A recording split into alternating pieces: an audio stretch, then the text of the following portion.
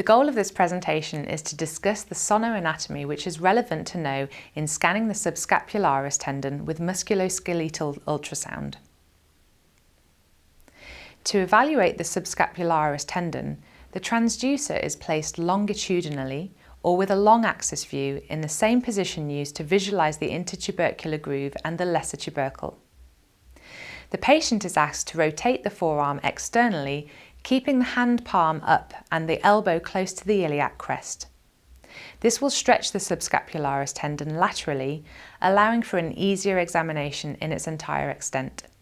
The subscapularis tendon should be evaluated sliding the transducer from cranial to caudal. After having evaluated the tendon, sweep the transducer to medial in the direction of the coracoid process. The patient then actively does an internal and external rotation movement which should result in the subscapularis sliding underneath the coracoid process without friction being present.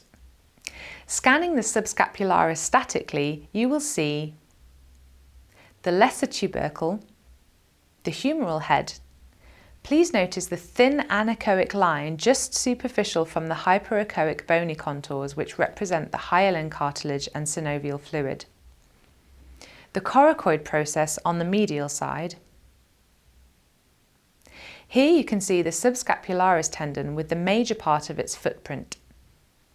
This part of the subscapularis is in this case hypoechoic due to anisotropy. Please keep in mind that in this region you'll also identify the musculotendinous junction and the subscapularis muscle. The coracohumeral ligament is illustrated as a hyperechoic ligament which connects the coracoid process and subscapularis. In the event of healthy anatomy, the subacromial subdeltoid bursa is hard to identify. Here you can see the arrows pointing to a thin hypoechoic line indicating healthy bursa. The deltoid muscle can be seen at the top.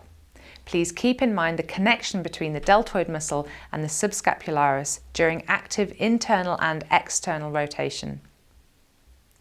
After scanning the subscapularis longitudinally, the transducer is rotated 90 degrees so that the subscapular tendon can be scanned transversely or with a short axis view. The patient's arm is again externally rotated to unfold and stretch as much of the subscapularis tendon as possible.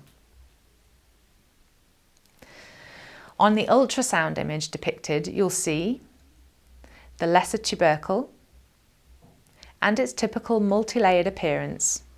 Observe the tendon fascicles of the subscapularis. Don't mistake these fascicles for calcifications. Between the fascicles, you'll see muscle tissue. Don't mistake these for tendon degeneration or tears.